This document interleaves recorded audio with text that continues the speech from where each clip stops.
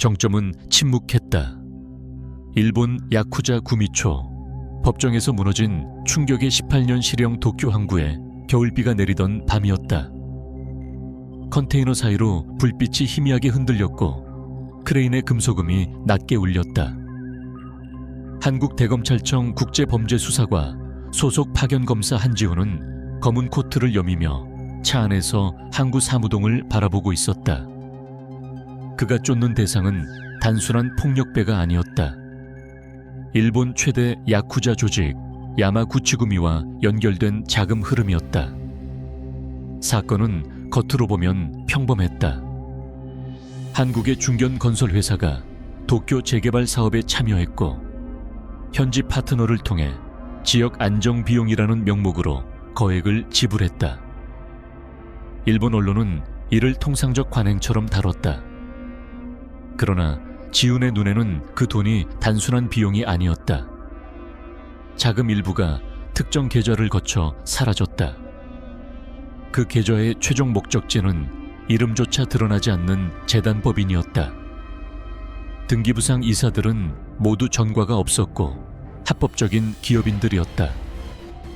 하지만 금융정보분석원 자료를 대조하자 그들 중 2명이 과거 폭력단과 연관된 기록이 있었다. 지훈은 일본 공안 담당자 다카하시와 마주 앉았다. 야마구치구미가 직접 관여했을 가능성은? 직접은 아닙니다. 그들은 항상 직접 하지 않습니다. 다카하시는 서류를 넘겼다. 야쿠자의 계급 구조가 정리된 내부 보고서였다. 정점에는 구미초, 그 아래에 와카가시라, 그 밑으로 본부장급 간부, 지역 책임자, 직계 조직원, 준조직원. 지훈은 문장을 천천히 읽었다. 조직은 혈연이 아닌 의리로 결속된다. 사카즈키 의식을 통해 오야분과 고분 관계가 형성된다. 명령은 절대적이다. 거역하면? 다카하시는 잠시 침묵했다. 손가락 하나, 아니면 추방, 심하면 실종. 지훈은 창밖을 바라봤다. 항구의 어둠은 깊었다. 며칠 뒤 한 남자가 지훈에게 접근했다. 이름은 사토 켄지, 35살, 전과이범. 현재는 하부 조직의 말단 조직원. 그는 카페 구석에서 낮은 목소리로 말했다. 저는 큰 사람이 아닙니다. 하지만 돈이 어디로 가는지는 압니다. 지훈은 아무 말도 하지 않았다. 사토는 종이 한 장을 내밀었다. 손으로 적은 계좌 흐름도였다. 현장에서 거둔 돈은 지역 책임자에게 갑니다. 거기서 본부로. 본부에서는 일정 비율을 남기고 도쿄로 올라갑니다. 정점까지? 사토는 고개를 끄덕였다. 1억엔 이상은 승인 없이는 움직일 수 없습니다. 구미초 직인이 필요합니다. 지훈은 심장이 조금 빨라졌다. 그 말이 사실이라면 단순 갈취 사건이 아니다. 조직적 자금 세탁과 범죄단체 운영이 된다. 왜 말하는 거지? 사토는 씁쓸하게 웃었다. 전 평생 말단입니다. 위로 올라갈 기회도 없어요.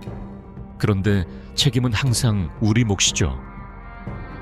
그의 왼손에는 붕대 자국이 있었다. 과거 실수로 유비치매를 했다는 흔적이었다. 위에서 빼돌린 돈이 있습니다. 중간 간부 둘이 몰래 계좌를 만들었어요.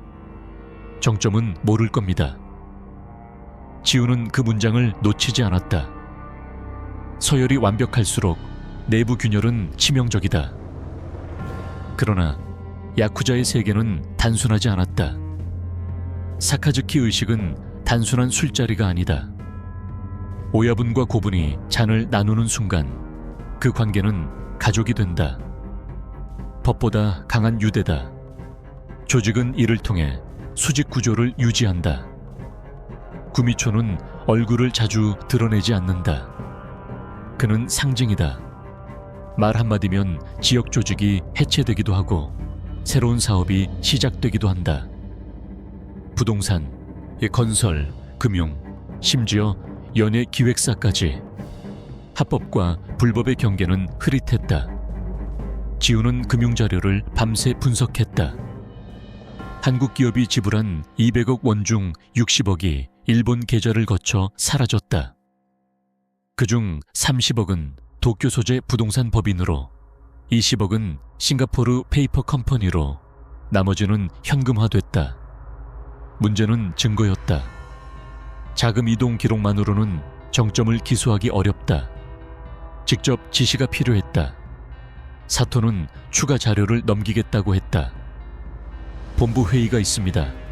거기서 승인 도장이 찍힙니다. 지우는 위험하다고 판단했다. 하지만 기회였다. 그날 밤 사토는 조직 사무실에 들어갔다. 지우는 멀리서 차량으로 감시했다. 2시간 후 사토의 휴대전화가 꺼졌다. 다음 날 아침 그는 나타나지 않았다. 지우는 불길한 예감을 지울 수 없었다. 일본 경찰은 실종 신고를 접수했지만 조직과의 연관성은 공식적으로 부인했다. 사흘 뒤 도쿄 외곽 폐공장에서 시신이 발견됐다. 경찰 발표는 산업재해 사고사. 그러나 지우는 사진을 보며 확신했다. 왼손 약지가 새로 절단되어 있었다. 징계였다. 그리고 경고였다. 다카하시는 조용히 말했다. 그는 선을 넘었습니다. 지우는 이를 악물었다. 야쿠자의 계급은 단순한 위계가 아니다. 공포를 통해 유지되는 체계다. 말단은 언제든 희생양이 된다. 위는 책임지지 않는다. 그러나 사토가 남긴 종이에는 분명한 문장이 적혀 있었다. 승인 없이는 1억엔 이상 이동 불가. 지우는 그 문장을 다시 읽었다. 정점은 말이 없다. 하지만 도장은 찍힌다. 그는 결심했다. 가장 낮은 곳에서 시작해 가장 높은 곳까지 올라가겠다고. 도쿄의 비는 멈추지 않았다. 그리고 서열의 세계는 조용히 균열을 기다리고 있었다. 사토의 장례식은 조용히 치러졌다. 가족은 언론 접촉을 거부했고 경찰은 조사 중이라는 말만 반복했다.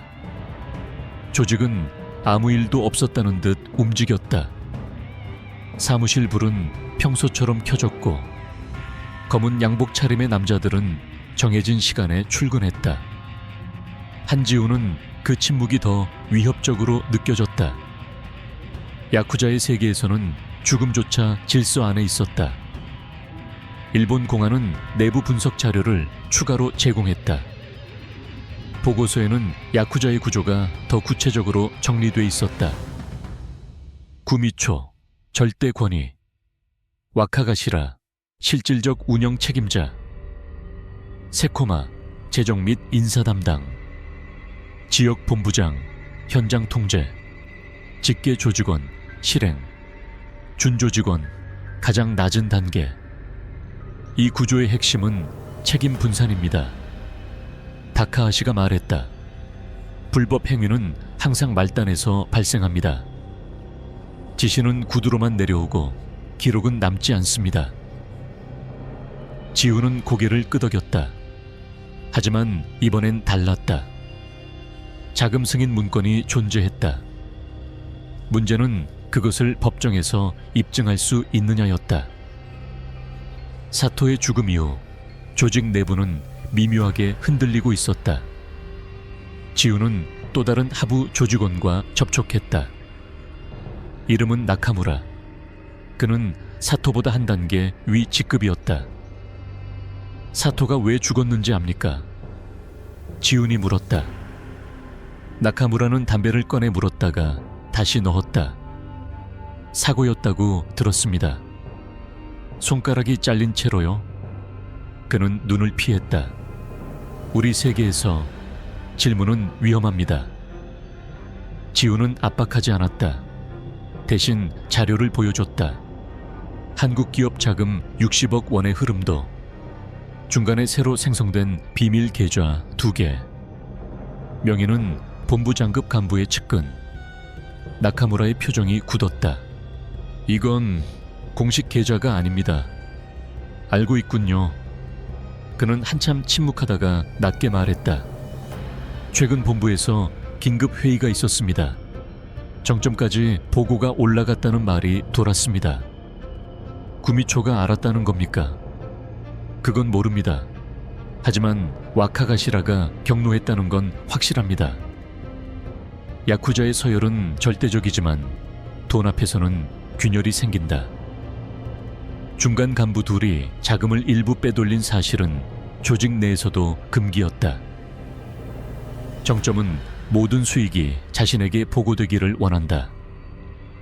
배신은 가장 무거운 죄다. 지우는 전략을 수정했다. 목표는 단순 기소가 아니라 내부 균열 확대였다. 일본 공안은 일부 하부 조직원을 체포했다. 혐의는 외환관리법 위반과 세금 탈루. 언론에는 의도적으로 상부 개입 정황 포착이라는 문구가 흘러나갔다. 조직 내부는 동요했다. 며칠 뒤 예상치 못한 움직임이 포착됐다. 와카가시라가 비밀리에 한국으로 입국했다. 공식 일정은 없었다. 그는 서울의 한 호텔에서 한국 기업 대표와 접촉했다. 지우는 체포하지 않았다. 대신 통신을 감청했다. 대화는 짧고 냉정했다. 말단이 너무 많이 말하고 있다. 정점까지 번지면 곤란합니다. 책임은 아래에서 끝나야 한다. 그 말은 곧 희생양을 의미했다.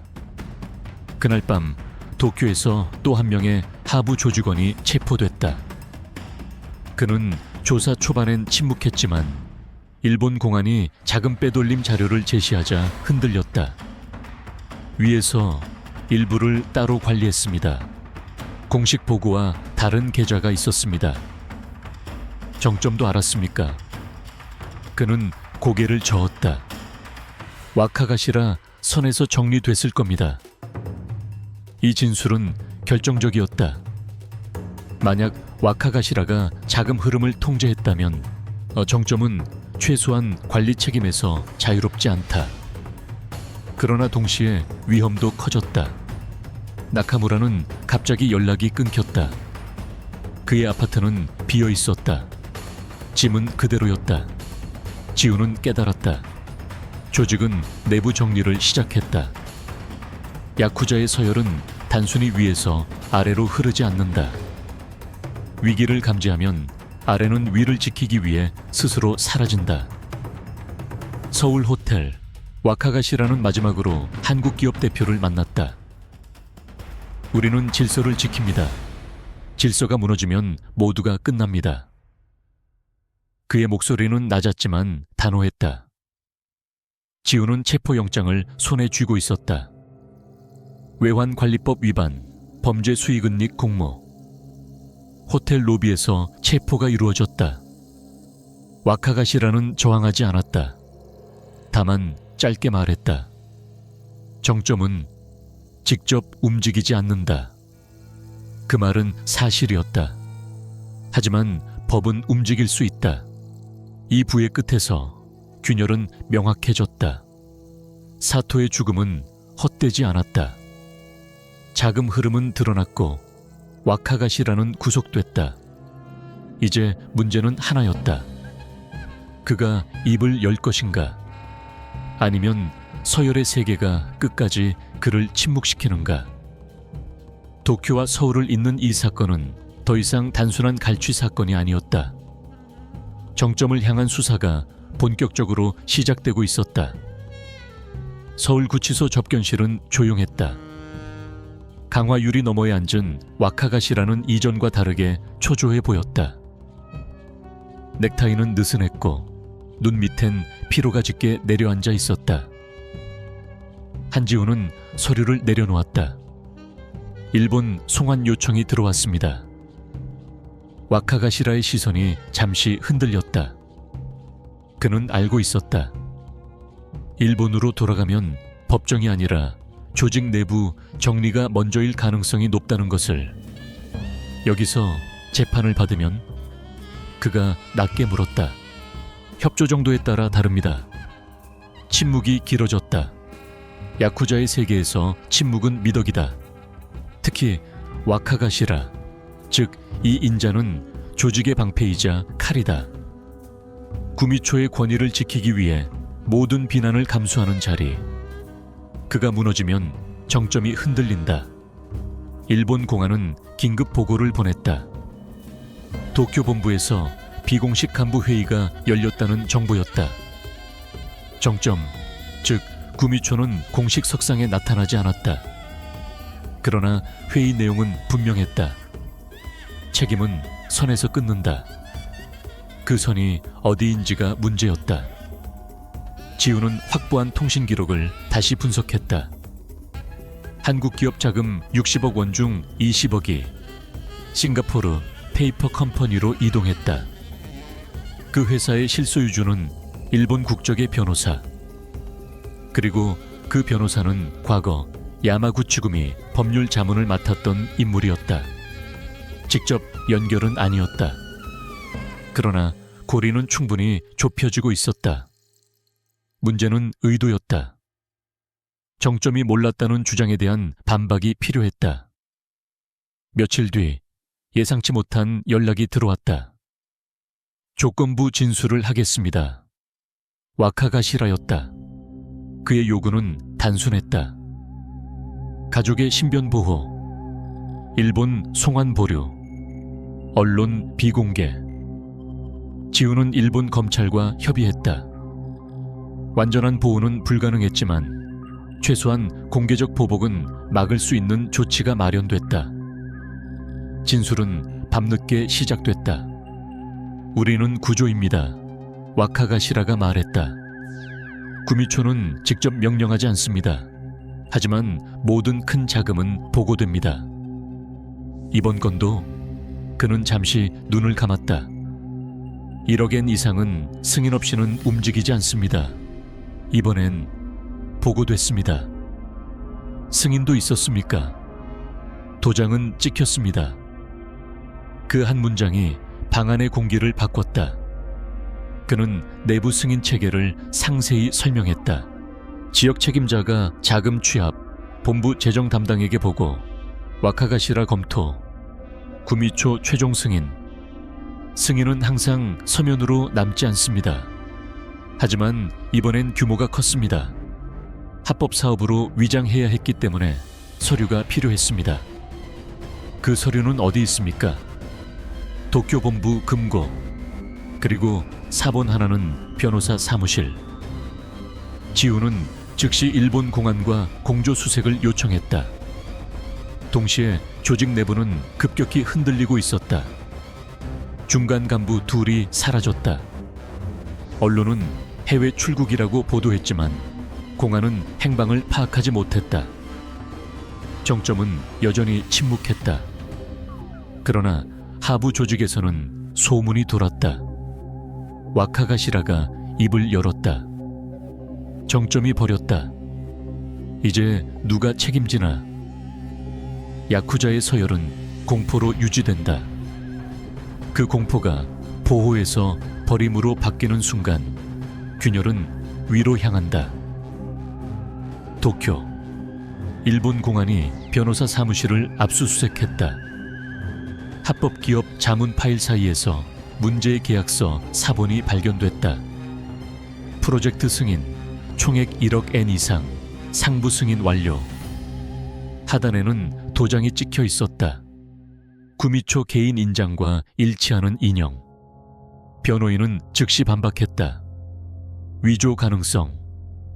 그러나 디지털 포렌식 결과 문서는 내부 서버에서 작성됐고 승인 직후 스캔되어 저장된 기록이 남아 있었다. 이제 몰랐다는 방언은 약해졌다. 서울구치소. 와카가시라는 마지막으로 말했다. 정점은 신화입니다. 모두가 그를 두려워하기 때문에 체계가 유지됩니다. 당신은 두렵지 않습니까? 그는 씁쓸하게 웃었다. 이미 선을 넘었습니다. 3부의 끝에서 상황은 명확해졌다. 도장은 존재한다. 승인 기록도 확보됐다. 와카가시라의 진술까지 더해졌다. 이제 남은 건 법정에서의 싸움이다. 그러나 지우는 알고 있었다. 정점은 마지막까지 직접 모습을 드러내지 않을 것이다. 그리고 서열의 세계는 쉽게 무너지지 않는다. 도쿄 하늘 위로 먹구름이 몰려왔다. 폭풍은 아직 시작에 불과했다. 도쿄 지방법원 청사는 이른 아침부터 기자들로 붐볐다. 카메라 플래시가 번쩍였고 방송 차량이 줄지어 서 있었다. 피고인 명단에는 3개의 이름이 올랐다. 전 와카가시라 한국기업 대표, 그리고 조직 최고 책임자 구미초. 일본 최대 야쿠자 조직인 야마구치구미의 정점이 기소됐다는 사실만으로도 전례에 가까웠다.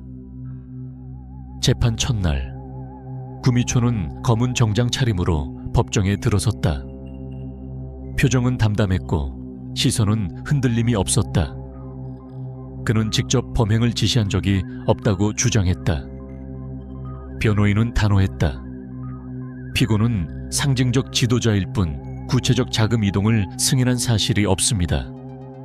도장은 관리 직원이 보관했습니다. 검찰은 곧바로 반박했다. 1억엔 이상 자금은 최종 승인 없이는 이동할 수 없습니다. 이는 내부 규정과 진술, 전자기록으로 입증됩니다. 법정 공기가 무겁게 가라앉았다.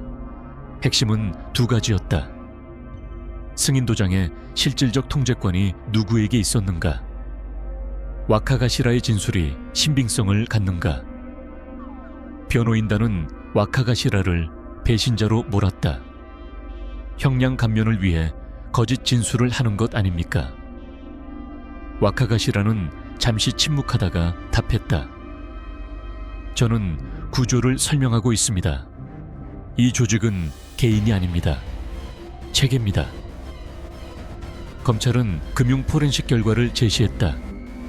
도장 승인 직후 자금 이동이 일괄적으로 이루어진 시간표, 구미초 일정표와 승인 시점이 일치하는 정황. 구미초 측은 끝까지 부인했다. 보고는 받았을 수 있으나 불법이라는 인식은 없었습니다. 재판은 8개월간 이어졌다. 증인으로 선 중간 간부는 일부 사실을 인정했다. 승인은 형식이 아닙니다. 모두가 그 의미를 압니다. 법정은 조용해졌다. 야쿠자의 서열은 법정 안에서도 보이지 않게 작동하고 있었다. 하부 증인들은 구미초를 직접 지목하는 순간마다 단어를 조심했다. 존칭이 자연스럽게 튀어나왔다. 검사는 이를 지적했다. 지금도 두려운 겁니까? 증인은 대답하지 않았다. 그 침묵이 오히려 설명이 됐다. 한국기업 대표의 재판도 병합됐다. 그는 피해자가 아니었다. 보호비를 통해 경쟁사를 압박하고 조직의 영향력을 이용했다는 혐의가 적용됐다. 그는 주장했다. 관행이었습니다. 검찰은 차갑게 답했다. 범죄는 관행이 될 수 없습니다. 마지막 변론. 구미초는 처음으로 직접 발언을 요청했다. 나는 조직을 이끌었지만 불법을 명령한 적은 없다. 조직은 법을 존중한다. 그 말은 차분했고 설득력 있게 들렸다. 그의 카리스마는 여전했다. 그러나 판결은 감정이 아니라 증거로 내려진다. 선고일. 재판장은 판결문을 길게 읽어 내려갔다. 본 법원은 피고인이 조직의 최고 책임자로서 자금 흐름을 통제하고 승인한 사실을 인정한다. 직접 실행 여부와 무관하게 구조적 지휘 관리 책임을 면할 수 없다. 구미초, 징역 18년. 전 와카가시라, 징역 12년. 한국기업 대표, 징역 9년. 법정 안에서 짧은 탄성이 흘러나왔다. 구미초는 끝까지 표정을 바꾸지 않았다. 다만 고개를 아주 천천히 숙였다. 그날 이후 야쿠자의 세계는 조용히 흔들리기 시작했다. 정점이 실형을 선고받은 순간 신화는 깨졌다. 절대 권위는 더 이상 절대가 아니었다. 하지만 지우는 알고 있었다. 이 판결이 끝이 아니라는 것을. 서열은 무너졌지만 완전히 사라지지 않는다. 공포는 다른 얼굴로 다시 태어난다. 법정 문을 나서며 그는 도쿄 하늘을 올려다봤다. 이번엔 비가 오지 않았다. 폭풍은 지나갔다. 그러나 그 여파는 이제 시작이었다. 판결 이후 도쿄는 겉으로는 평온했다. 언론은 며칠간 떠들썩했고 방송 토론에서는 야쿠자 시대의 종말이라는 자극적인 문구가 오갔다. 그러나 한지우는 알고 있었다. 조직은 하루아침에 사라지지 않는다. 구조는 형태만 바꿀 뿐이다. 일본 최대 야쿠자 조직 야마구치구미는 즉각 비상체제에 들어갔다. 구미초의 실형 확정 이후 내부 회의가 연이어 열렸다. 새로운 수장이 선출됐지만 문제는 권위였다. 이전과 같은 절대적 카리스마는 없었다. 무엇보다 정점도 법 앞에 선다는 선례가 생겼다. 1. 분열 구미초가 수감된 직후 두 개의 계파가 충돌했다. 첫 번째는 정통 계승파. 서열은 유지되어야 한다. 외부에 약한 모습을 보이면 조직은 끝이다. 두 번째는 재편파. 합법 사업으로 전환해야 한다. 폭력의 시대는 끝났다. 과거라면 이런 논쟁은 조용히 정리됐을 것이다. 그러나 이번에는 달랐다.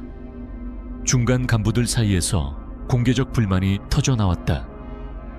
수익 감소, 단속 강화, 내부 감시. 예전처럼 돈이 흐르지 않았다. 야쿠자의 세계는 공포로 유지되지만 공포만으로는 급여를 줄 수 없다. 이 남겨진 사람들 서울. 지우는 사건 종결 보고서를 작성하고 있었다. 책상 위에는 사토의 사진이 놓여 있었다. 사토는 법정에 서지 못했다. 그의 이름은 판결문 어디에도 크게 등장하지 않았다. 그러나 그의 정보가 없었다면 이 사건은 시작조차 못했을 것이다. 지우는 일본 공안으로부터 추가 보고를 받았다. 하부 조직 탈퇴자가 증가하고 있습니다. 폭력단 이탈 신고 건수가 눈에 띄게 늘었다. 정점이 무너진 순간 두려움의 균형이 흔들린 것이다. 하지만 동시에 새로운 문제도 생겼다. 조직 일부가 더 은밀한 형태로 이동하고 있었다. 명확한 간판 대신 투자회사, 컨설팅 회사, 부동산 관리, 법인으로 분산됐다. 서열은 사라진 것이 아니라 보이지 않게 바뀌었다. 3. 법의 의미. 도쿄지방법원 판결은 일본 사회에도 적지 않은 충격을 줬다. 그동안 야쿠자는 관리 가능한 존재라는 인식이 일부 있었다. 완전한 소탕이 아니라 통제. 그러나 이번 판결은 책임이 정점까지 올라갈 수 있다는 선을 그었다. 구미초의 항소는 기각됐다. 2심에서도 원심이 유지됐다. 법원은 판결문에서 이렇게 명시했다. 조직적 범죄에서 최고 책임자는 구조적 이익의 최종 수혜자이며 지휘감독 책임을 면할 수 없다. 이 문장은 이후 여러 판례에서 인용되기 시작했다. 4. 마지막 접견 지우는 일본 출장을 마치기 전 교도소를 찾았다. 구미초는 여전히 침착했다. 세상은 변하지 않는다. 그가 말했다. 한 사람이 사라져도 구조는 남는다. 지우는 잠시 그를 바라봤다. 맞습니다. 그래서 구조를 기록으로 남깁니다. 구미초는 미묘하게 웃었다. 당신은 법을 믿는군. 적어도 두려움보다는. 짧은 침묵이 흘렀다. 그는 더 이상 말을 잇지 않았다. 에필로그 서열 이후 도쿄 항구. 처음 사건을 시작했던 그 장소였다. 비는 내리지 않았다. 대신 차가운 바람이 불었다. 지우는 난간에 기대어 생각했다. 야쿠자의 계급은 정점부터 밑바닥까지 완벽하게 설계된 구조였다. 구미초, 와카가시라, 간부, 조직원, 준조직원 모두가 자신의 위치를 알고 거역할 수 없다는 믿음으로 움직였다. 그러나 이번 사건은 한 가지를 증명했다. 서열은 절대가 아니다. 기록은 남고 자금은 흔적을 남긴다. 그리고 구조는 법의 언어로 해체될 수 있다. 물론 모든 것이 끝난 것은 아니다. 새로운 형태의 범죄 조직은 다시 생겨날 것이다.